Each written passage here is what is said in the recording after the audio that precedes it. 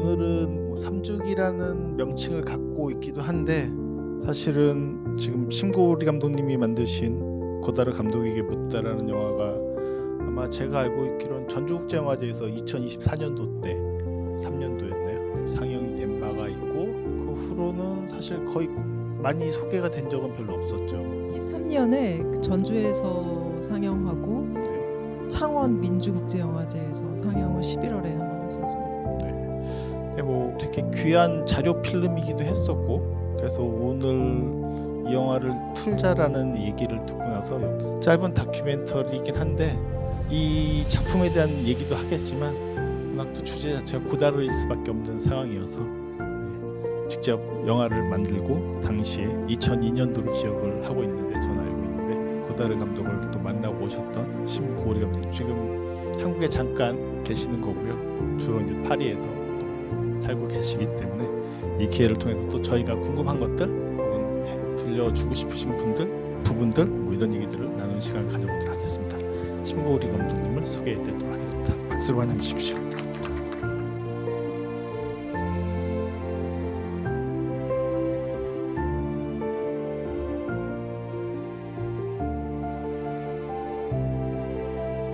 먼저 인사를 부탁드리겠습니다. 안녕하세요. 전 심고울이라고 하고요. 그 다큐멘터리 영화를 사실 2002년 1월에 고다르 감독 그 작업실에 찾아가서 찍었는데 이렇게 늦게 2023년에 한국 관객에게 소개를 하게 돼서 좀 죄송한 마음이 있습니다. 왜냐하면 사실 이렇게 인터뷰 영화를 만들게 된 이유가 사실은 한국 관객에게 고다르 영화 감독의 영화를 좀 쉽게 풀어보고 싶은 마음이 있었거든요. 그래서 오늘 또 이렇게 2025년에 여러분들과 함께 다시 이렇게 보여드리고 만나게 된 이 자리에 와주셔서 감사합니다. 제가 좀 여쭤보고요. 뭐 여러분들께서 다큐멘터리도 보시고 고다르라고 하는 이름을 뭐 21세기에 태어나셨어도 모르실 수는 없을 거라고 생각이 들므로 편하게 보신 것들, 궁금하신 것들을 꼭 뭐 되게 심오하게 질문 안 주셔도 돼요. 그냥 되게 직관적으로 질문 주셔도 좋아요. 사실 그런 게 더 좋을 때도 많거든요. 편히 들으시면서 질문을 주시면 또 최대한 시간이 좀 많이 보장이 되어 있기 때문에 좀 이어서 가보도록 하겠습니다. 2002년도 1월에 스위스에 살고 있는 아까 레만 호스 말씀도 잠깐 해주셨었는데 그쪽에 살고 있는 고다르에게 가게 된 연유 그리고 고다르가 제가 알고 있기로 온다고 해서 다 받아주지 않거든요. 왜냐하면 그 아네스 바르다 작품 중에 고다르처럼 생긴 그 사진 작가와 함께 다녔던 거 보면 고다르 집 앞에서 저게 쪽지만 남겨놓고 약간 아네스 바르다가 섭섭해하면서 물러서는 장면이 있지 않습니까? 그래서 그런 것들도 우리가 이제 보아왔기 때문에 어떻게 허가를 받았을까라는 게 또 궁금하기도 합니다. 그래서 그 가는 과정들에 대한 얘기를 좀 먼저 들려주십시오. 사실 그때 2001년에 사실 그 서울에 있었고 그때 정리 고다르 해고전을 준비하고 있었거든요. 그래서 그 두 분이 이제 저를 좀 지원을 해주시면서 그래서 그때 대학로 동숭동 아니요, 나다 쪽 근데 아니었어요? 제가 계획한 해고전은 제가 빠지고 다르게 이루어졌어요. 왜냐하면 그때 저한테도 뭔가 제안이 그렇게 비슷하게 들어왔던 네, 그때 기억이 부산 얼핏 있거든요. 시네마테크도 있었고 여러 개체가 이 같은 생각을 가지고 있다고 해서 이제 프랑스 대사관에서 지원을 받으려면 너희들이 좀 똘똘 뭉쳐서 통합해라. 같이 해라. 근데 제가 이제 지원을 받던 두 분들은 그 생각에 동의하지 않았기 때문에 저는 약간 붕 떠버린 거죠. 아무튼 그래서 제가 계획하는 해고전에 넣고 싶어서 고다르 감독님이 생각하는 영화는 어떤 것인가를 쉽게 풀어서 인터뷰를 하고 이제 해고전을 할 때 틀려고 했었어요. 근데 이제 해고전은 이제 다른 분들이 그때 더 조금 소규모로 하셨고 저는 이제 최대한 많이 모아서 대부분의 그러니까 가능한 작품들을 틀고 싶은 그런 좀 야망이 있었는데 거의 전작전 비슷하게 네, 그래서 막 그 총망라해서 런던도 연락하고 뭐 등등등 이런 데 있는 것들도 네. 다 가져오시려고 했던 그렇죠. 킹 리어 같은 영화는 영국에 있었던 것 같아요. 굉장히 좀 찾기 어려운 영화들이 좀 몇 개 있었거든요. 그래서 결국은 이제 해고전엔 제가 참여를 못했지만 이 영화는 제가 가서 찍었기 때문에 결국은 남게 됐고 아직도 이렇게 보실 수 있는 그런 경우가 생겼습니다. 그러면 네. 어쨌든 고다르 감독이 타개한 게 이니까요. 네.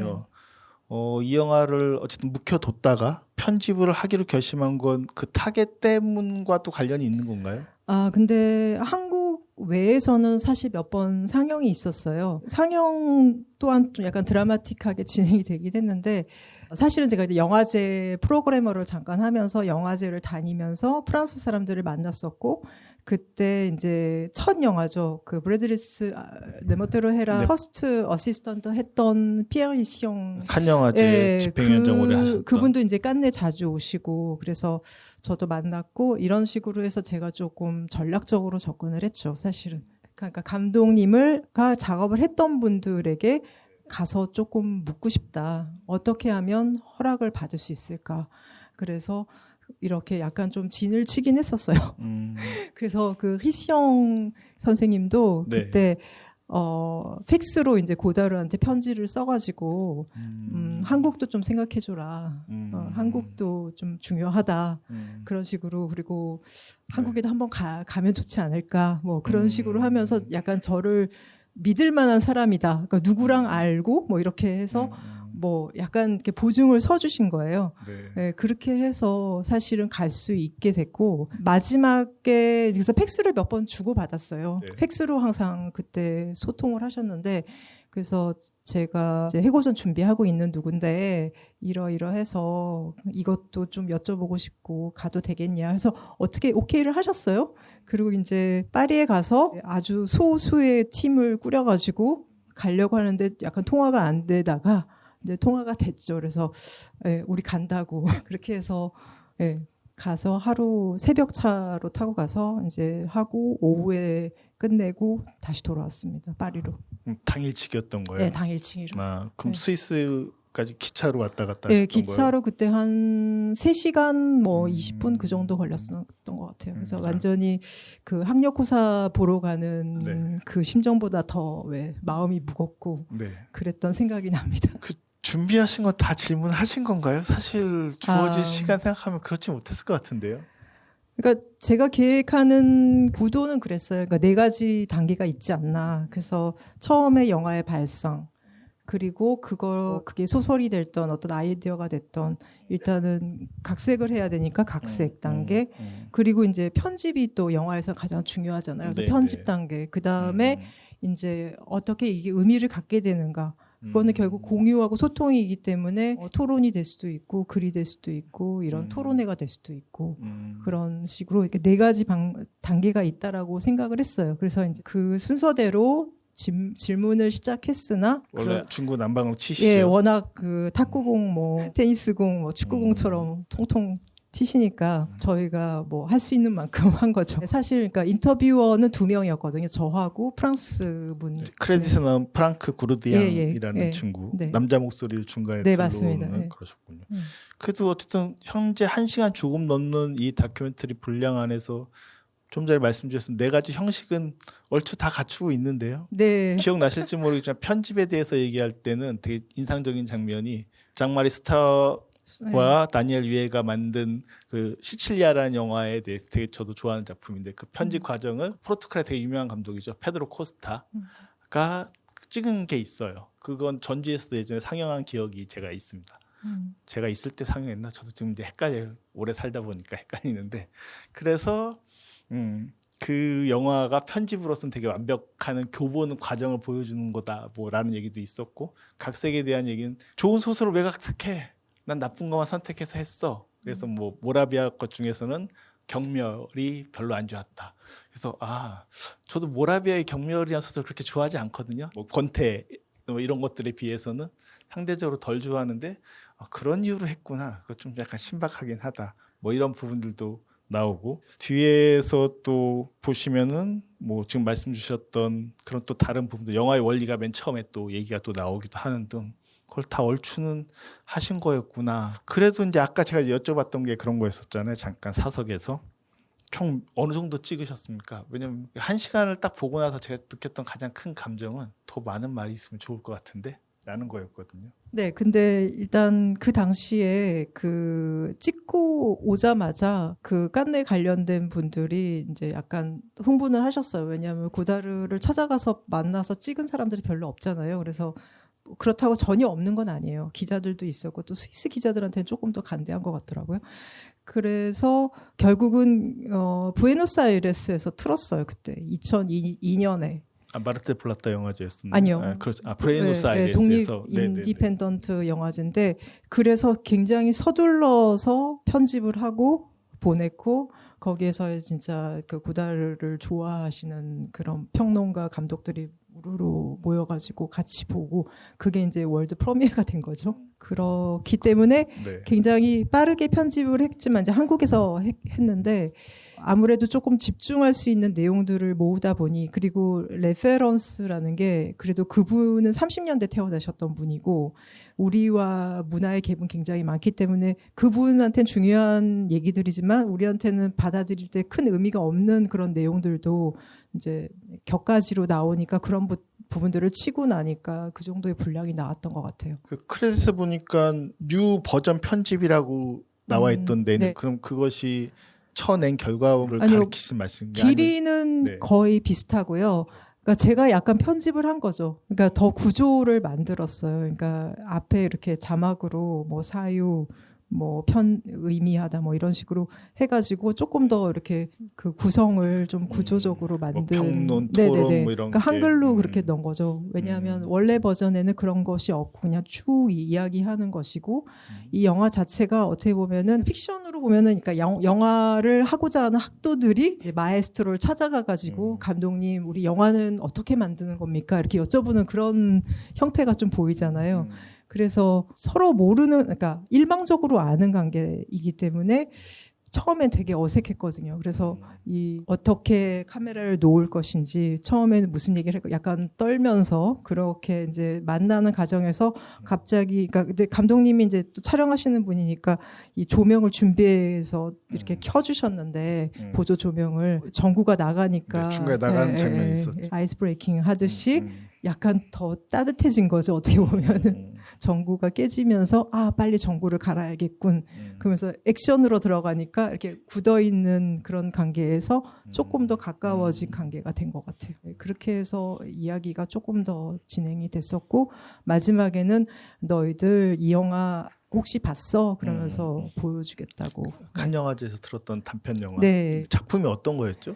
제가 지금 기억이 가물가물해가지고. 그게 세계의 어둠 속에 그 21세기의 어쩌고저쩌고 하는 그 영화가 있어요. 근데 그 편집이 되게 비슷한 게 그 당시에 그 영화의 역사가 나왔잖아요. 네, 그래서 그 나왔죠. 편집 그 형식이랑 아주 유사한 그런 영화들이었는데 그 중에 하나는 안마리 미에빌 그 네네. 부인 되시는 편집자이기도 하고 같이 아트 언급 잠깐 디렉터이고 나오는데 감독이시기도 하고 그분의 그 목소리가 나와요. 그래서 조금 더 따뜻한 느낌이 들었던 그런 단편이었던 것 같아요. 근데 내용 자체는 굉장히 뭐 어떤 세계에서 일어나는 공포 그런 폭력 이런 거죠. 어떻게 보면 그 세계 영화의 역사 이후로는 굉장히 그러니까 마치 감독님이 세계의 모든 짐을 혼자 지고 가는 사람처럼 거기에 되게 매달려 있었던 것 같아요. 그런 느낌을 좀 받았습니다. 그렇게 말씀하시니까 그것도 이제 2000년대 초반 작품이지만 필름 소사이어티에서 그 배가 계속 움직이면서 세계는 어디로 가고 있는가 뭐 그 질문 계속 반복적으로 던지잖아요.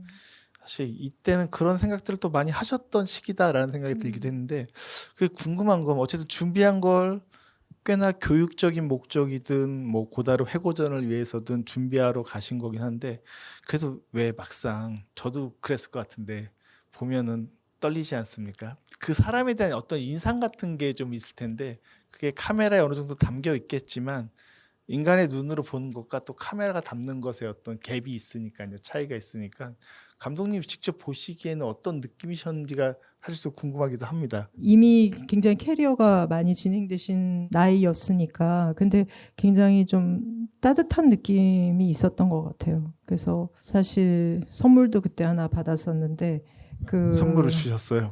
그 중요한 장면 안 찍으셨어요? 그게 그러니까 뭐 사운드로만 만드는 영화 뭐 이런 얘기를 잠깐 하다가 그 누벨바그란 영화가 있잖아요. 그 영화를 그 ECM에서 음반 CD로 제작을 했다고 하시더라고요. 그래서 보여주면서 그냥 주는 거라고 그래서 예, 고맙다고 잘 받았습니다. 아마 80년대인가 90년대 영화로도 네, 거의 한 기억하는데. 90년도 맞아요. 알랑들롱이 나오고. 맞아요. 그건 아직도 갖고 계신 거죠. 그렇죠. 뭐 옥션에 올리시거나 그런 건 아니죠. 네. 그 교육적 목적이라는 걸 이제 계속 지금 대화 나누면서 강조해서 말씀 주시니까 어쨌든 크게 네 가지 테마가 있었고 그 가운데 뭐 토론 거꾸로 얘기하자면 뭐 그리고 각색 그리고 이제 영화의 원리 이런 것들 중에서 본인이 편집하면서도 그렇고 그때 가장 박혔던 말은 무엇이었을까도 사실 궁금했었습니다. 나도 미처 못 느꼈다. 왜냐면 그때는 지금보다 훨씬 젊으셨을 것이고 감독님도 20몇 년 전이실 테니까. 그리고 영화 학도로서의 어떤 열정도 지금의 온도와 조금 다를 수는 있을 것이고 그랬을 때 실제로 뭐 영화의 대표적 아이콘 중에 한 명인 이 고다르로부터 어떤 얘기를 들었을 때 그러면 그런 기대감이기도 하고 아마 관객분들도 그러실 것 같긴 하거든요. 근데 아무래도 고다르 감독은 모든 장르의 영화를 할 수 있는 만큼 다 해보신 것 같아요. 물론 제약이 매번 있었겠지만 그래도 하고 싶은 거는 거의 다 하고 끝까지 말기까지 다 하다가 가시지 않았을까라고 생각이 되는데 일단 저는 그런 것 같아요. 그분의 도전 정신이고 놓지 않았다는 거는 영화가 사유의 도구라는 거를 끊임없이 보여주려고 했던 것 같아요. 그래서 처음에는 약간 소설책 읽듯이 그런 그 소설, 탐정 소설, 뭐 노아르 그런 것들로 시작해서 나중에는 세계가 어떻게 돌아가고 있는지 그 인간 휴머니즘에 대한 어떤 사색 그리고 고민 그리고 계속 그것에 굉장히 좀 편집할 정도로 그 부분에 대해서 계속 보여주고 그리고 사실은 문학하고 음악을 되게 자유롭게 인용하시잖아요. 무슨 책이라고 얘기하지 않고 뒤에 자막이 잠깐 나올 때 막 그 유명한 문학가들, 철학자들의 이름이 그냥 간단하게 나오는데 그러니까 그만큼 음악과 문학 그리고 사상 이런 것들이 영화라는 매체 속에 다 넣을 수 있고 그것으로 계속 도전을 멈추지 않고 하셨던 것 같아요. 그래서 그분이 뭐 이젠 뭐 이런 건 불가능하지라고 말씀하시지만 속으로는 계속 그거에 대한 믿음 그리고 그것으로 한결같은 작업을 하지 않았나 그런 생각이 듭니다. 그게 가장 마음에 남아있는 것 같아요. 편집상으로도 이제 초반이기도 하고 조금 전에도 말씀 주셨지만 사유라고 하는 부분이 초장을 좀 이해가 되고 나면 뒤에 어쨌든 인터뷰 내용들이 더 쉽게 좀 이해되는 구조의 영화처럼 좀 보이긴 하거든요.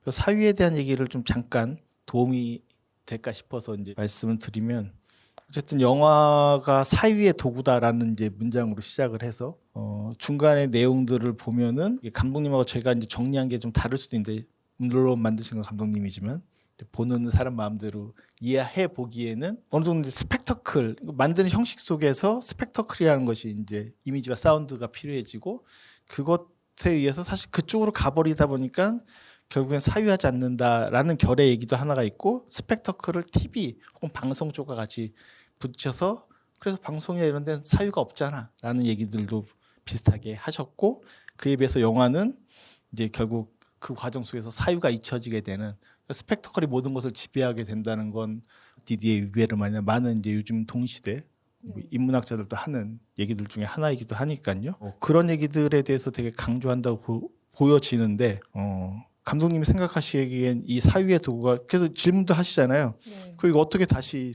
회복할 수 있을까요? 네. 뭐 이런 질문도 직접 하는 부분들도 되게 이채롭게 보였던 부분들 중에 하나고 감독님이 고다르 감독의 말을 들으셨을 때 혹은 이제 사실 꼭 그렇지 않다라고 할지라도 이후에 현재 사유가 패배됐다라고 하는 영화 속에서 영화라는 것이 정말로 그런 차원에서 말씀하셨을까라는 오히려 반문이 들기도 했거든요.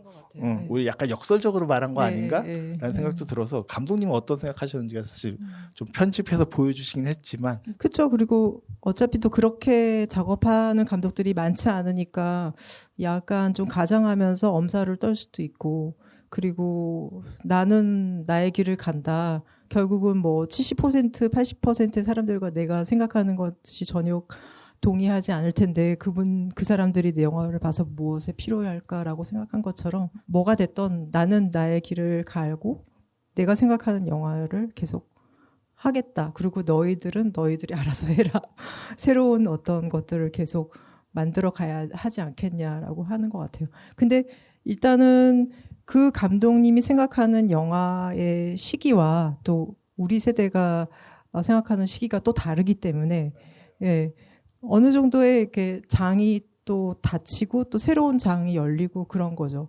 그렇지만 고다르 감독이 그 굉장히 중요시 여기는 거는 이게 어떤 가학적인 도구라고 그러니까 이제 도구가 되게 가학을 위해서 현미경이나 뭐 니체에게는 필요한 그 타자기 그런 필요한 어떤 도구라는 거죠.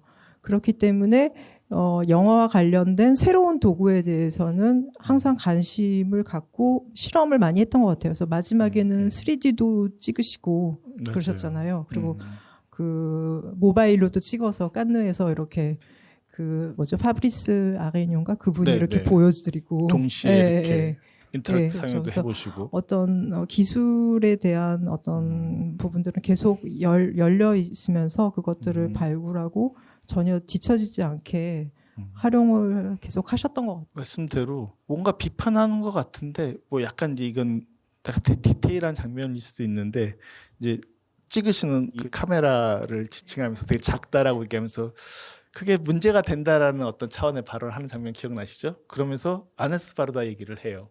이삭 줍는 사랑과 나라는 실제로 이제 디지털 카메라로 바르다가 찍었던 그 35mm로 찍으면 너무 더 좋았지라고 얘기하면서 근데 또 완전히 깔 수만 없었나 봐요. 바르다니까 친구니까. 그래서 좋긴 한데라고 할 때 사실은 저는 이삭 줍는 사랑과 나는 그 카메라로 찍어서 더 좋았거든요.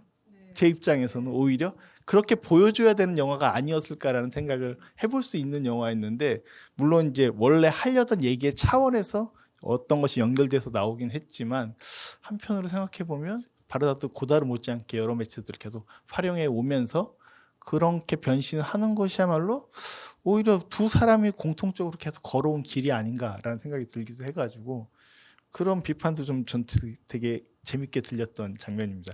진짜 비판을 하시는 거야 안 하시는 거야 라는 생각이 살짝 들었던 대목이기도 했었고 그냥 애정적인 입장에서 봤을 때 그게 필름으로 찍었으면 좀 더 아름답지 않았을까. 그렇지만 본인은 굉장히 또 비디오 작업을 굉장히 많이 하고 계셨잖아요. 그렇죠. 특히 그 얀마리하고 했던 것들은 거의 다 비디오적 작업들이었으니까요. 영화 역사도 비디오가 없었으면 못 만들 영화가 아니었을까요? 네. 그래서 그 작업실에 가면은 그 뒤에 이렇게 책장이 좀 비어 있고 거기에 앉아서 이제 인터뷰를 찍었는데 그쪽 그 파트하고 옆쪽에 그 스튜디오가 있어요. 그래서 모든 그 작업하는 기계들이 다 모여 있죠. 그러니까 혼자서 다 하실 수 있는 거예요, 사실.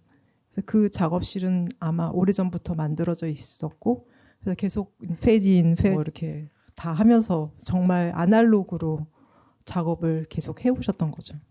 그르노블 시대부터. 그래서 사실 이 영화의 엔딩이 어떻게 끝날까 제일 궁금했었거든요. 분명히 이게 딱 그냥 끝난다라는 느낌은 아닐 것 같은데 그래도 끝난다라는 느낌을 주셔야 될 것 같아서 어떻게 끝날까 궁금했는데 좀 전에 말씀하신 거 그 장비를 쭉 보여주면서 끝나잖아요. 네. 그래서 그 의도가 무엇이었을까도 사실 질문 드리고 싶었는데 지금 자연스럽게 답을 해주신 것 같아요. 예, 그 영화 보여준다고 저희들처럼 이렇게 약간 아이들처럼 이렇게 의자를 준비해 주셨어요. 네. 그러면서 이동할 때 이제 살짝 찍었는데 그 웃음 미소가 찍혔죠. 이거 혹시 뭐 시네마달에서 제대로 개봉을 하게 되면 보여주셨던 그 영화를 같이 결합해서 보여주면은 조금 더 의도가 더 잘 드러나지 않을까라는 생각이 지금 대화를 나누다가 아주 퍼뜩 떠올라가지고 이번 부산 영화제에서 그런 식으로 그러니까 좀 특별한 프로그램이 생긴 것 같던데 그러니까 영화를 틀고 잠깐 스톱하고 얘기하고 뭐 그런 식으로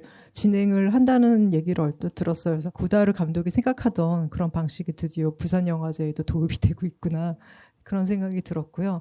예, 아쉬움이 많죠. 사실 이 영화 중간중간에 말씀하시는 영화 컷 이런 것들도 다 넣어가지고 좀 더 라이브하게 뭔가 편집을 하는 게 아니라 약간 비디오 쇼처럼 그런 식으로 하면은 재밌을 것 같긴 해요. 다른 방식으로.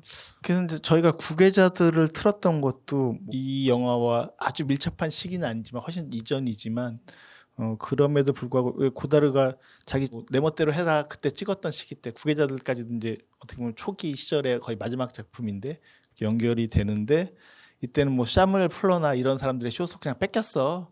근데 잘 몰라가지고 그런 거고 나중에 이제 좀 알게 됐어라는 얘기를 들었을 때 되게 일단 액션 영화나 B급 소설들을 가져오는 것도 그렇지만 커트들을 어떻게 사무엘 플레의 되게 폭력적인 액션들을 고다르식으로 해석하고 있는가라는 것들도 연결해서 또 생각해 보실 수 있기 때문에 뭐 후계자들이 여러 가지로 유명한 영화죠. 뭐 몽상가들도 가져오고 있고 아마 딱 보시면 아비정전도 생각나실 거예요. 왕가이가 만든 생각이 안 나시는구나. 네, 죄송해요. 완전 장면이 똑같은데 시계 보는 장면도 그렇고. 네. 그 루브르 뛰어가는 장면 있잖아요. 네. 그거는 그날 바로 이렇게 인프로로 찍었다고 하더라고요. 예, 아침에 이제 촬영하는 날인데 그 신문을 보니까 미국 사람이 루브르 박물관을 뭐 딱 지나가는데 신기록을 세웠다라는 신문 기사를 보고 우리도 찍어야겠다 그래가지고 즉흥적으로 삽입한 네, 거예요. 즉흥적으로 했대요. 그래서 9분 뭐 40몇 초를 해가지고 네, 그 네. 미국 사람의 기록을 깼고 45초와 43초. 예, 그리고 드리머 베르토루치도 결국은 이제 오마주이죠. 그래가지고 다시 찍어서 더 그 기록을 또 갱신했다고 합니다. 근데 하여튼, 굉장히 운동적인 그런 운동감이 되게 많잖아요. 그 구계자들 제목이 조금 번역이 이상하긴 한데 감독님은 영어에 가깝게 아웃사이더라고 하는 게 예, 구계자들이 약간 혼돈될 수 있는 네, 밴드 오브 아라고 영어로 번역은 그렇더라고요. 근데 그냥 아웃사이더라고 해도 될 것 같은데, 예, 아무튼 이방인 외국과 국내라는 의미는 별로 없는 것 같아요. 그 안에는. 또 이제 재밌는 내용 중에 하나가 어쨌든 뭐 지적인 감독들이 발휘하는 능력치가 한 20에서 30% 정도만 발휘한다고 하면서 그때 또 질문 주시잖아요. 그럼 어떻게 더 늘릴 수 있을까라는 질문을 주시니까 과장하거나 제한하거나 라는 얘기를 하면서 뭐 막스 오필스의 영화를 얘기하면서 마르틴 카로를 캐스팅할 수밖에 없었던 걸 얘기하면서 이건 약간 과잉된 거거나 과장되거나 좀 늘린 거야. 저는 그걸 제약이라고 받아들이긴 봤어요? 했어요. 예. 그 다음에 스트라브 위에는 완전히 제약이라고 정확히 예, 말씀하시던데. 그렇긴 하죠. 근데 마틴 갸오를 그때 캐스팅하지 않으면 그 영화를 찍을 수 수밖에 없으니까 제작자가 허락 안 하니까 이렇게 유감이지만 제약이다. 그 배우를 쓸 수밖에 없었다. 음. 그런 식으로 저는 이해했거든요. 그럼 더 과장하거나 하는 방법에 대해서는 정확하게 코멘트하신 건 또 따로 예시는 없는 건가요? 그건 없었던 것 같아요. 근데 말년으로 가시면서 영화 자체가 굉장히 좀 이미지가 굉장히 가장되는 걸 느끼시지 않으시나요? 되게 그 비디오가 그러니까 검은색, 흑색이 점점 많아지면서 컬러는 더 이렇게 더 진한 컬러로 색이 좀 원래 나이가 들면은 좀 색깔에 대해서 그렇게 되는 것 같더라고요. 화가들도 색깔이 나중에는 그 굉장히 형광색 쪽으로 많이 가는 것 같아요. 이게 뭐 모네 수련 시리즈도 네, 뭐 약간 더 색에 해체적으로 대한 변하는 것도 눈의 그러하고. 그 감각이 조금씩 줄어들어서 그럴 수 있다라는 생각도 들긴 했는데. 그렇죠. 그럴 수도 있겠다 싶은데 제가 이제 하나만 더 여쭤보고 이제 질문을 받고자 하는데요. 중간에 카메라를 움직이시잖아요. 더 컷인 데서 더 들어가는 경우들이 있는데 저때 왜 들어가는 거지라는 게 사실 보면서 좀 궁금하긴 했었거든요. 그러니까 촬영하실 때 어떤 원칙이나 고민 같은 게 어떤 게 있었을까라는 질문입니다. 그게 저희한테 굉장히 제약 그 자체였어요. 그러니까 제대로 된 카메라맨과 가지 못했고 제가 카메라를 만지긴 했었지만 그 자리에 있고 싶진 않았거든요. 그러니까 질문하는 사람으로 남아있기 위해서 제3자가 필요했고 그래서 약간 전문적이지 않은 사람과 같이 갔기 때문에 일단은 컷을 많이 움직일 수 없기 때문에 크기 조절만 하려고 했고 그래서 말이 끊어지면은 그때 사이즈를 바꾸어라 그런 식으로 간단한 그 라인을 줬었고 그래서 이렇게 뭐 컷이 그렇게 풍부하진 않아요. 계속 원샷. 단축과 컷이 꼭 풍부한 게 좋은 건 아니라고 저는 생각을 하는데 어쨌든 중간에 말들이 끊기거나 블랙 화면들도 꽤 많이 짧은 영화임에도 있는 편이기 때문에 그럴 때 끊었던 이유는 뭐 편집 때문에 편집점을 찾다가 끊으신 건지 아니면 고다르가 뭐 하다가 갑자기 움직이거나 뭔가 또 다른 말을 해버리거나 뭐 이런 쪽이었는지가 네. 또 궁금합니다. 되게 그 테이블 위에 전화기도 있고 그랬는데 전화가 오면 또 되게 편하게 받으시더라고요. 그래서 말이 끊어지기도 하고 그래서 어떻게 보면은 이제 컷 페이드아웃으로 처리할 수밖에 없는 그런 상황도 몇 번 있었어요. 전화기 한 번을 일부러 쓰신 건 고다르가 그랬다라는 걸 알려주시기 위해서 전화 받는 장면 살짝 나오잖아요. 그건 그래서 쓰신 건가요? 그럼 그건 아니고 네 알겠습니다. 제가 좀 많은 걸 여쭤봤는데 사실 질문할 건 저는 여전히 많이 남아 있긴 하거든요. 근데 저만 질문하면 재미가 없을 것 같아서 여러분들이 편히 질문하실 수 있는 시간을 드리도록 하겠습니다. 너무 보고 싶었던 작품인데 이렇게 기회가 있어서 너무 감사하고요. 감사합니다. 제가 궁금한 것은 페드로 코스타 감독님이 찍었다는 그 다큐멘터리가 당신의 숨겨진 미소는 어디에 있는가 그 작품인가요? 그리고 또 이제 감독님이 중간에 말씀하신 것 중에서 고다르 감독님께서 시네마 베리테라는 용어를 쓰셨는데 자막으로는 진실이라고 번역이 됐습니다. 뭐 아시는 분은 아시겠지만 고다르 감독님이 갖고 계신 시네마 베리테 이론도 많이 유명하잖아요. 신고리 감독님이 이제 고다르 감독님이 만나뵈면서 느끼신 고다르의 시네마 베리테는 어떤 것인지 한번 생각을 들어보고 싶습니다. 그게 시네마 베리테는 아니었어요. 어떻게 현실을 영화로 만드냐. 그러니까 헤엘이라는 표현이었는데 그게 이제 약간 진실로 그렇게 번역이 된 것 같아요. 근데 진실은 제가 봤을 땐 그래요. 그러니까 영화를 만드는 사람이 그러니까 가지고 있는 생각, 감정. 그러니까 영화를 처음에 어떻게 시작하냐고 물어봤을 때 하나의 아이디어와 하나의 감정이라고 얘기하잖아요. 그러니까 그것으로 출발했을 때 그거를 표현하는 것 자체가 어떻게 보면 자기의 진실이고 그것을 받아들이는 입장의 관객이 그것에 대해서 공유하게 되면은 그 진실이 더 확대될 수 있지 않을까 그런 생각을 해보는데요. 답이 됐는지 모르겠네요. 뭐가 더 중요하냐 했을 때 아이디어냐 다른 거냐라고 했을 때 아이디어라고 하면서 거기다 감정을 하나 더 덧붙여서 말씀하시잖아요. 그래서 그 감정은 도대체 어떤 감정일까가 되게 열심히 들었거든요. 근데 여전히 저한테 그 감정이 도대체 무슨 감정이지? 라는 게 확연하게 다가오진 않은 것 같아요. 근데 제가 네. 그러니까 감독님을 만나고자 하는 생각이 들었던 거는 그때 사랑의 창가를 보고 나서였거든요.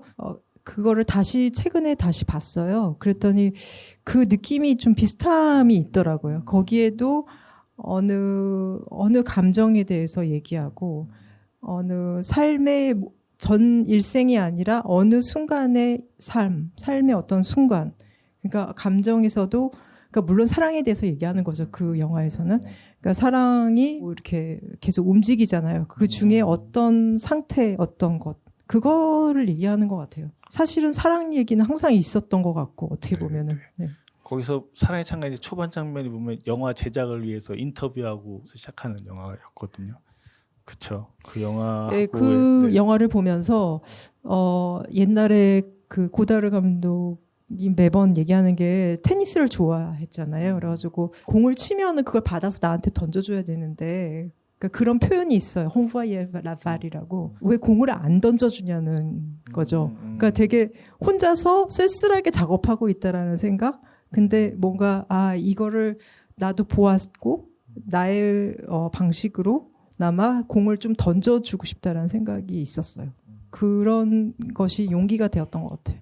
네. 어떻게 보면 영화라는 것이 이제 뭐 고다르드가 중간에 뭐 영화를 통해서 세상을 변화시킬 수 있다 이런 켄노시도 약간 비판하면서 이렇게 얘기를 하고 있습니다만 고다르 방식의 지금 말씀 주신 것처럼 공을 던지는 행위가 영화 만들기고 그것 때문에 꾸준히 계속 말년까지 거의 그렇게 할 수 있지 않을까 싶은 생각이 들기도 하네요. 설명 듣다 보니까. 그래서 어떤 고다르만의 어떤 도전 의식, 실험 의식은 계속 팡팡 튀는 공 같은 그런 느낌이죠. 그래서 계속 튀어서 우리가 아직도 그걸 느낄 수 있고 또 받아들일 수 있고 그러니까 또 이어서 해야 되는 그런 과제가 우리에게 남아 있는 것이고 그런 것 같습니다.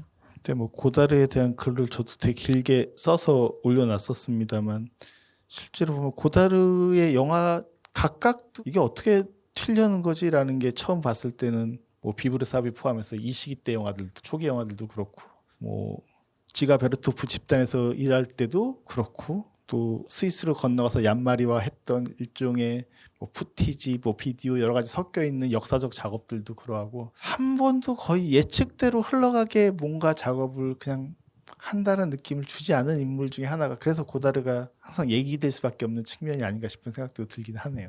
계속 끊임없이 실험을 많이 했기 때문에 저희가 그러니까 고다르의 영화 세계를 이해하지 못하더라도 자꾸 매료되는 이유는 그렇게 자유로워 보이는 정신으로 그것은 느껴지기 때문에 깊게 들어가서 수용하지 못하더라도 그곳으로 자주 끌려가는 그런 부분이 있는 것 같아요. 저는 고다르 영화 볼 때 지적으로 자극되는 게 있습니다. 그게 영화 자체로도 그렇고 형식적으로도 그렇고 심지어 나중에 형식을 처음엔 좋아했지만 나중에 내용 주제적인 걸로 더 갔다라고 했는데 뭐 초기에도 그렇고 사실 나중에도 주제적인 것은 항상 끌리는 감독 중에 한 명이 아닌가 싶은 생각을 해봅니다. 형식과 내용 측면에서 형식에 대한 얘기를 사실 중국 여인 같은 작품들 이제 넘어가는 6.8혁명 전후로 했던 시기에 바로 그 직전에 나왔던 건데 그런 영화들 만들 때도 계속 형식과 내용에 대한 고민들은 그 영화 안에도 본인이 주제적으로 얘기들을 하고 있는데 처음에 형식에 되게 많이 끌렸다라고 하는 것들도 되게 재밌게 보였던 것 중에 하나예요. 고다르를 더 많이 쉽게 얘기할 때는 어떤 주제적 측면으로 접근하는 경우들이 더 일반적이었던 것 같거든요. 근데 원래 자기는 얀마리 때문에도 주제를 어떻게 형식화하느냐 뭐 이런 것들이 되게 중요하다라는 건 뭐 예술론으로서는 당연한 말이지만 그걸 어떻게 구현했던 사람이기 때문에 나중에 그런 흐트러진 혹은 뭐 푸티지 같은 형식들이 나온 것도 그 주제를 전달하기 위한 방식들일 수밖에 없겠구나라는 이해도 좀 되기도 했고 좀 전에 사랑의 창가의 형식들도 좀 독특하지 않습니까? 일반적인 사랑 영화라고 하기에는. 그리고 그 전에 만든 전 아워 뮤직을 98년도 작품으로 기억하는데 너무 좋아하거든요. 그러니까 그런 영화들에서도 결국 사라예보 강연 장면들도 있고 뭐 테러리스트의 그 행적들도 나오고 있고 그런 것들이 막 결합되어 있는 내용들도 너무나 강렬한 형식들이 다 파괴되고 있으면서도 주제적으로는 딱 모여지는 영화들이어서 그런 내용들을 설명 주신 건 제가 보기엔 이 다큐멘터리의 가장 좋은 부분 중에 하나는 전 형식과 내용에 대한 전달이었거든요. 그래서 고다르 감독님은 그때 그러니까 단카이에드 시네마가 샹젤리제에 있었던 러거비두 시네마인가 처음에 이름이 그때는 이제 다들 시네필들이 모여가지고 영화에 대해서 소문만 들은 영화도 있고 그런 금지도 식으로. 많아서 네. 심지어 뭐 보지도 못했지만 전남 포테키는 볼 수도 없었다라고 그쵸, 예. 얘기하잖아요. 꼭 봐야 하는 영화 이런 식으로 하면 서로 모여서 영화를 얘기하는 열정 그리고 그러면서 그 결국은 한 사람씩 다 영화를 만들게 되잖아요. 네, 그렇기 때문에 시네필로서 감동했던 형식 이런 것들에 대해서 일단은 최대한 모방을 하면서 일단 모방을 빨리 해야지 자기 걸 찾잖아요. 어떻게 보면은 그런 식으로 나아갔기 때문에 처음에 형식을 중요시했다. 그러니까 미적인 표현들 이런 것들에 대해서 관심을 갖고 결국은 그것을 어느 정도 핸들링 할 수 있을 경우에는 이제 자기가 정말 하고 싶은 얘기를 이제 표현할 수 있는 방법을 찾아갈 수 있으니까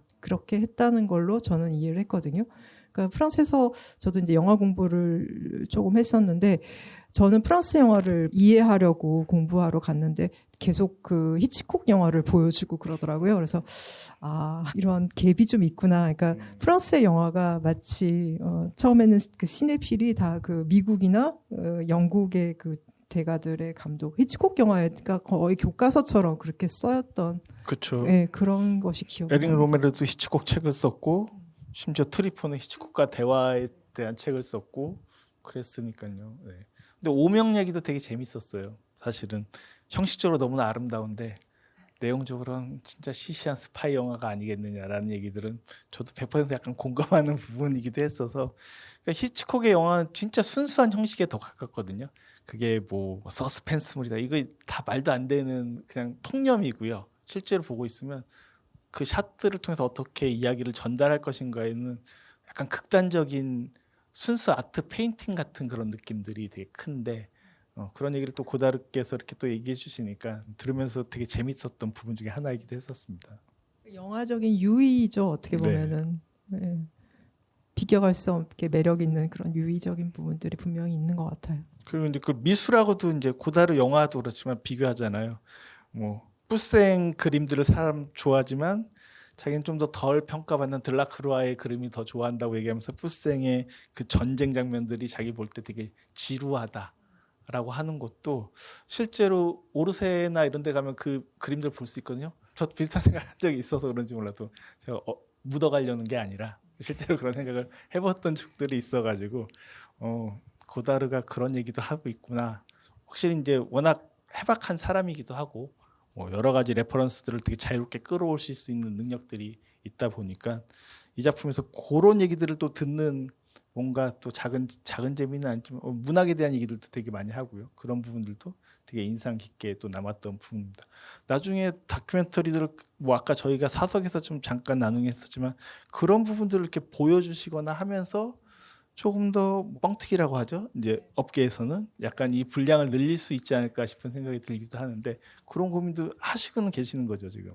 네, 아까 말씀하신 것처럼 책으로 냈으면 하는 그런 생각이 좀 있거든요. 그래서 좋은 아이디어 있으시면 해주시면 고맙겠습니다. 혹시 여기 출판사 관계자분 와서 계시면 적극적으로 어플라이 해주시면 기다리고 있습니다.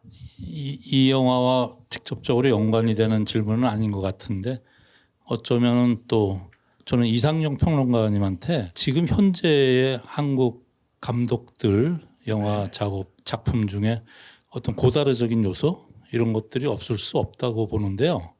그런 걸 간략하게 좀 개괄적인 설명을 해주신다면. 갑자기 저한테 질문 주시지 전혀 예상 못하고 있어가지고 고다르적 요소가 있다라고 한다면 조만간 이제 개봉을 하겠죠. 베니스에서 틀어지고 부산에서 개막작한 박찬욱 감독도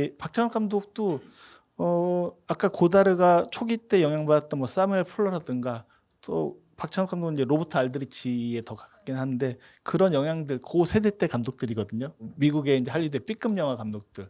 그래서 되게 커트들이 튀거나 일부러 거칠게 만들거나 뭐 폭력에 대한 지금 요즘 작품들은 사실 헤어질 결심은 이렇게 섹스 장면이 없을 수가 있을까 박찬욱의 영화인데 라고 생각될 정도로 변해버리시긴 했어요.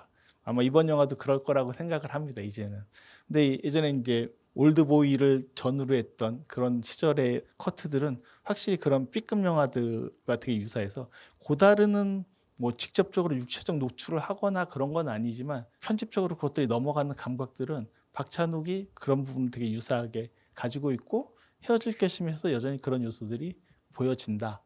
물론 거기도 또 히치콕도 있죠. 뭐 대표적으로 현기증 같은 영화들이 헤어질 결심에서 너무나 많은 것들을 갖다 컨트롤 CV 했다라고 느낄 정도로 제 입장에서 이렇게 보여지는 부분들도 있었기 때문에 그렇게는 얘기해 볼 수 있을 것 같은데 요즘 젊은 감독들 중에서는 고다르처럼 편집하거나 그렇게 형식적인 걸 고민하는 쪽은 없는 것 같고 더 그나마 유지되고 있는 어떤 부분들이 있다면 개인적인 사견입니다.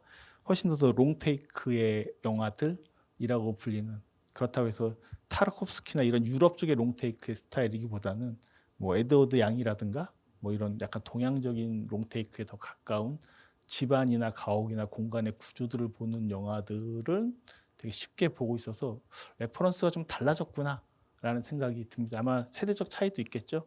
아까 감독님하고도 잠깐 얘기했었는데 지금 저 원주 쪽에 이제 박경리 토지문학관 뭐 거기서 이제 지금 레지던스 하고 계시는데 거기에 젊은 30대 작가를 만나셨는데 고다르 얘기를 했더니 고다르를 모르는 거죠.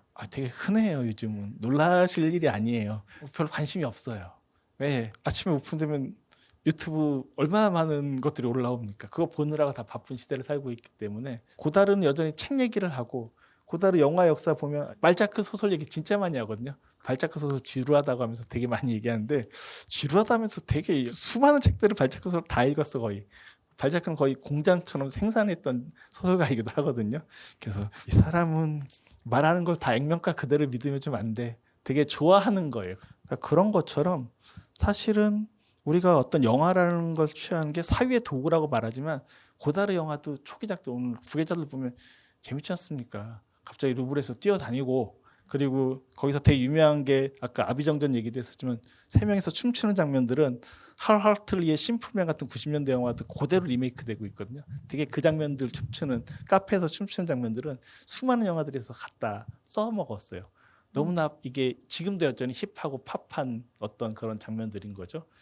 그 춤추는 장면을 퀸틴 타란티노 감독이 그 영화를 픽션에서도. 제일 좋아해가지고 왜냐하면 회사 이름이 타란티노 처음 네, 만들었던 프로덕션 게 이름이 후계자들이잖아요. 예, 원 제목으로 자기 프로덕션 이름을 그렇게 할 정도로 최애 영화라고 하더라고요. 그래서 후대 많은 감독들이 장면들은 잘 뺏기고 있다. 뭐 이렇게 요약 정리해 볼 수도 있겠습니다.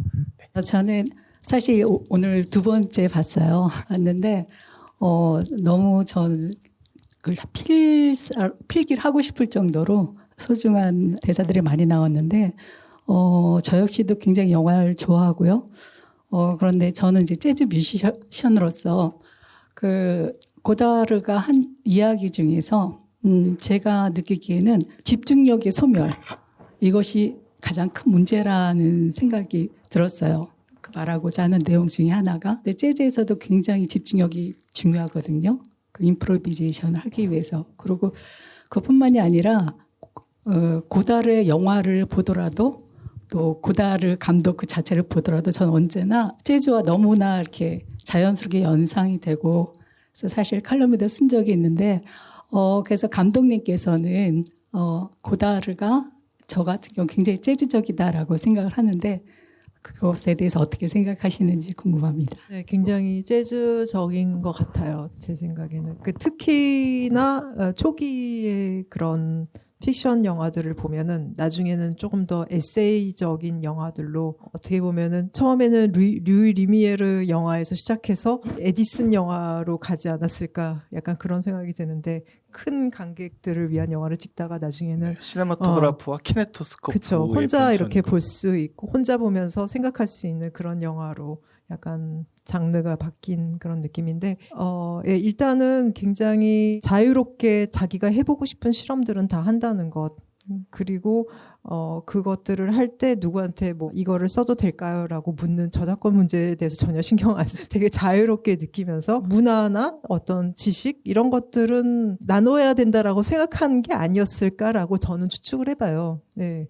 그래서 그런 부분들을 자기 나름대로 만들어서 쓰고 또 그럴 수 있는 능력을 갖췄고 왜냐하면 계속 활동을 했으니까 창작 활동을 했으니까 그렇기 때문에 그 자유로움을 제대로 표현할 수 있는 능력으로 가지 않았을까. 그 재즈도 마찬가지잖아요. 어떻게 보면은 뭐 아무나 한다고 그게 인프로가 되는 게 아닌 것처럼 내 안에서 계속 고집하고 있는 내용이 있고 그것을 어떻게 하면 가장 적합하게 표현할 것인지 어떻게 보면 형식적인 고민이 끊임없이 있었기 때문에 계속 나아갈 수 있었고 그런 의미에서 재즈랑 비슷하지 않을까요? 그리고 아까 집중력의 소멸 부분과 관련해서 저는 이게 되게 요즘 현실 나이가 있던 없던 요즘의 어떤 문화적 풍토 중에 하나가 무수한 것을 덧붙여서 못 보게 만든다라는 말이 저희가 너무 많은 걸 보잖아요. 너무 많은 정보에 노출됐으니까 계속 이게 덧씌우기가 되어버리다 보니까 본질적으로 그 안에서 제대로 보는 건 하나도 없는 거죠. 그래서 저 말은 저 말로 영화를 만들어도 되겠다. 제목이 되는 것 같아요. 무수한 것을 덧붙여서 못 보게 만든다라는 제목으로 만들어도 되겠다 싶을 정도로 그게 어떤 것을 소멸시키게 되는 거죠. 너무 많으면 소멸돼요. 그 안에서 뭐가 중요하거나 뭐가 진짜이거나 뭐가 필요한 건지에 대한 판단력을 중지시켜 버리거든요. 그런 부분들의 통찰은 고다르 영화를 볼 때마다 항상 뭐 하나라도 얻어가는 건 이런 부분들 아닌가 싶은 생각이 들 정도로 저는 이 영화 보면서 제일 제 머릿속에서 들어왔던 말이긴 합니다. 저는 영화에 대해서 잘 알지는 못하지만 저 항상 궁금했던 게 이번에 그 구계자들에서도 이제 영어 어학원에서 3명의 인물들이 이제 감정을 나누는 장면이 처음으로 나왔고 그리고 이제 미치광이 삐에로에서도 이제 계속 페르디낭은 글을 쓰는데 이제 마리암네는 행동으로 보여주려고 한다든지 이렇게 이성과 본능이 대립이 이제 언어와 행동으로서 묘사되는 것처럼 고다르의 영화를 이해할 때 저는 언어적인 요소가 상당히 중요하게 작용하고 있다라고 약간 느꼈는데 그래서 혹시 고다르의 영화에서 언어가 어떤 의미인지 아니면 나아가서 약 이중국적자로서의 그것도 있을 것 같은데 고다르에게 언어가 어떤 의미가 있는지 어떻게 생각하시는지 여쭤보고 싶습니다. 좋은 질문인 것 같은데요. 근데 이제 언어가 여러 가지 언어가 있잖아요.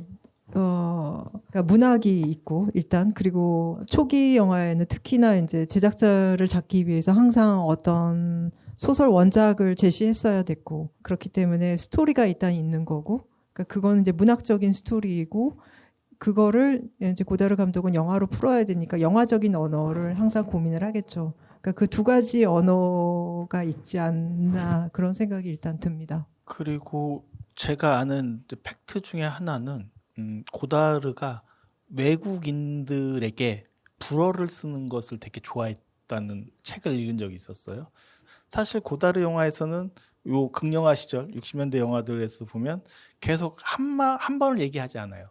뭐 예를 들어서 뭐 지루해 이런 말도 뭐 지루해 뭐 지루해 이런 말들을 계속 쓰게 만들어요. 미치광이 피에로스도 보셨잖아요. 뭐 안나 카리나가 돌아다니면서 뭐 따따따떼떼떼떼떼떼떼 계속 반복하게 시키는 것들을 통해서 그 리듬들 어떤 차이들에 대해서 느끼게 만들기 때문에 저는 핵심은 약간 차이인 것 같아요.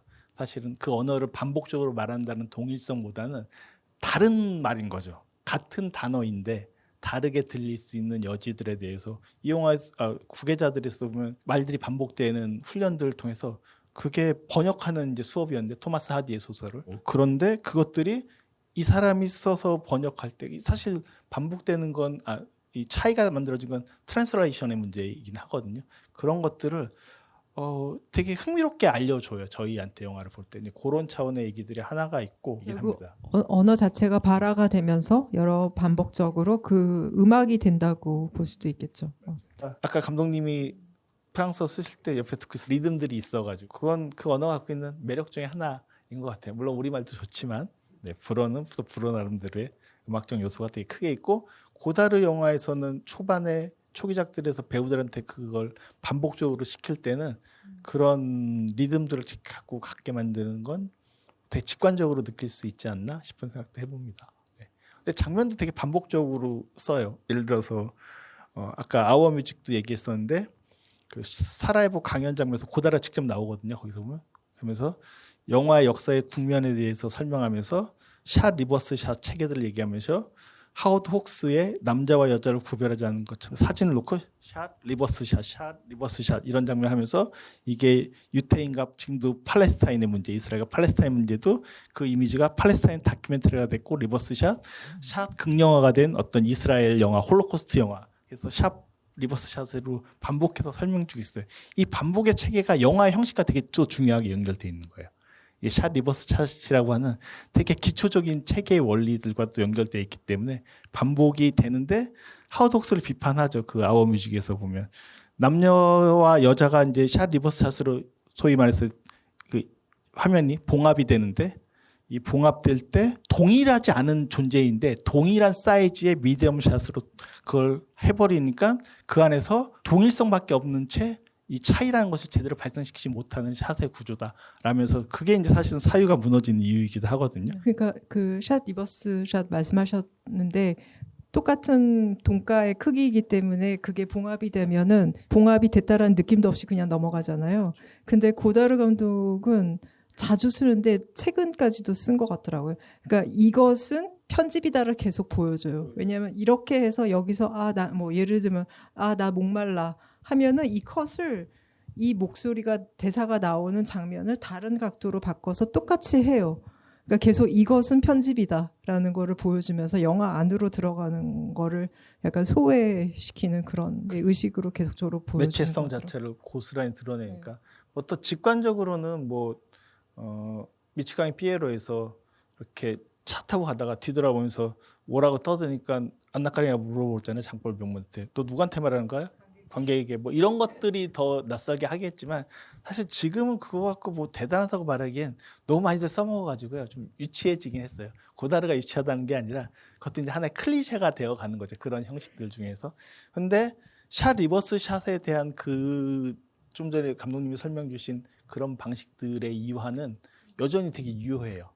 우리가 영화를 동일시에서 몰입하게 만드는 것이 아니라 사유하게 만들려면 일종의 거리두기 뭐 이거 브레이트적 효과라고 부르던 이런 이제 강연적 설명하는 거 너무 싫어하긴 하는데 요즘은 하여튼 그렇게 해서 계속 몰입하지 못하게 만들어야지 우리가 생각을 할 수 있게 되는 것이기 때문에 그런 점에서 고다르 영화를 보실 때 지적 충격을 받는 건 너무 당연한 게 그런 형식들로서 그 주제들을 전달하고 있기 때문이 아닌가라고 이렇게 좀 정리는 해볼 수 있을 것 같습니다. 이제 카메라의 문제를 다시 한번 질문을 드리고 싶은데 그 영화 안에서도 제가 보기에는 답이 정확하게 안 됐던 것 같아요. 감독님께서 답을 안 하셨던 것 같아요. 그 인터뷰 안에서. 그래서 그 남성 인터뷰어가 다시 한번 질문하는 느낌이었는데 그러니까 35mm와 소니의 차이가 뭐냐에 대해서 그래서 그 남성 인터뷰어가 소니는 그러면 촬영해놓고 다시 확인한 다음에 다시 또 찍고 이래서 안 좋아하시는 건가 이런 뉘앙스의 질문을 다시 했던 것 같은데 그에 대한 답은 제가 딴 생각을 한 건지 모르겠지만 못 봤던 것 같아요. 그래서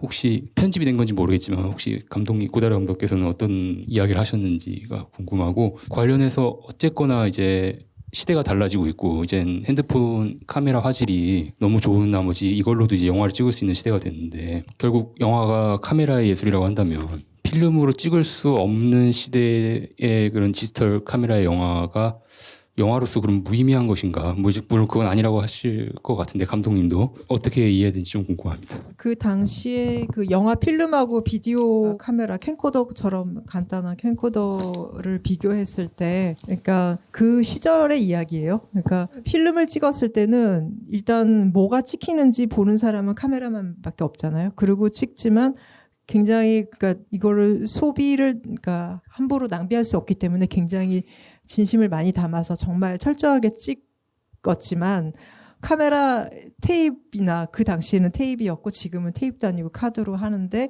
그냥 무작정 온 해놓고 계속 가면은 끝없이 가는 거니까 하나도 비용이 들지 않는다는 거죠. 그러니까 그만큼 어떤 소중한 마음으로 이렇게 집중적인 그 자세로 임하지 않는다라는 것이고 결국은 계속 찍히는 것은 확인이 더 가능하지 않냐고 물어봤을 때 그걸 확인이라고 그러니까 무엇을 보느냐에 따라서 다른 거지 그게 보인다고 그 안에 것들이 다 보이는 건 아니라는 그런 역설적인 표현을 한 거거든요. 그러니까 아까 말씀하셨던 집중력 얘기. 어쨌든 필름은 돈이 엄청나게 드니까 집중해서 보이지 않지만 왜 확인할 수 없지만 뷰파인더를 통해서 바로. 근데 요즘은 필름 카메라도 거의 말년에는 뷰파인더로 보기도 했었어요 옆에서. 근데 어쨌든 디지털은 바로 찍어놓고 잠깐만 다시 돌려서 보고 확인하는 게 훨씬 더 쉬운 거니까 오히려 그게 몰입감, 집중력 여기에 드는 에너지의 온도가 훨씬 더 낮다는 건 사실 고다르 감독님뿐만 아니라 또 많은 분들이 또 하셨던 되게 중요한 차이인 거예요. 단순히 아날로그냐 디지털이냐의 문제가 본질이 아니라 그것이 본질인 거죠. 만드는 사람이나 어떤 예술가들에게 있어서. 네, 그래서 두 번째 질문에 대해서는 2002년 그 당시만 해도 그런 필름하고 아날로그하고 디지털의 이야기가 쟁점이 될 정도였지만 지금은 그건 넘어간 것 같아요. 그래서 거기에 대한 형식과 카메라를 사용하는지가 전혀 문제가 되지는 않는다라고 생각이 들어요. 약간 연결되는 질문인데 그럼 고다르 감독님 살아계셨으면 유튜브를 하셨을까요? 갑자기 뜬금없이. 그분이 맨 마지막에는 진짜 아이폰으로 찍고 혼자서 방에서 그러니까 셀피로 영화도 만드셨거든요. 유튜브는 조금 저항하셨을 것 같아요. 그래도 저는 더 오래 사셨으면 한 번쯤은 하시지 않았을까? 이건 아니야라는 부정하는 어떤 형식을 담은 내용으로서 하실 수도 있겠다. 가끔 그런 역설적 도발들도 보여주셨기 때문에. 저는 그러니까 앞선 단계로 영화 역사를 이미 다 하셨던 것 같아요. 유튜브의 어떤 형태로. 영화의 이제 고고학적 연구를 하는 사람들은 초기에 얼리 시네마 때 나왔던 형식들이 지금 다 다시 사이클링이 돌아가서 나오고 있다는 얘기들을 진짜 많이 하는 것들 중에 하나이기도 하거든요. 연구자들의 입장이긴 한데 어쨌든 고다르가 살아서 영화를 여러 번 만들었다면 여전히 우리한테는 새로운 논쟁과 어떤 영화에 대한 새로운 도전들을 분명히 줬을 거라 생각이 듭니다. 더 많은 긴 시간 동안 얘기를 나누면 좋겠지만 충분하시진 않을 수도 있겠지만 고다르란 자체가 1시간, 2시간 갖고는 도저히 얘기할 수 없는 인물이기 때문에 그런 것이 아닐까 싶은 생각이 들고요. 또 감독님께 마지막 하고 싶으신 말씀도 좋고 인사 말씀도 좋고 아니면 내 책을 출판해줘 라고 말씀하셔도 좋고 뭐든 좋으니까 마지막 말씀 부탁드리겠습니다. 정말 굉장히 아까 말씀드렸듯이 종합예술이자라고 하잖아요. 제7 영화, 그러니까 종합예술이라고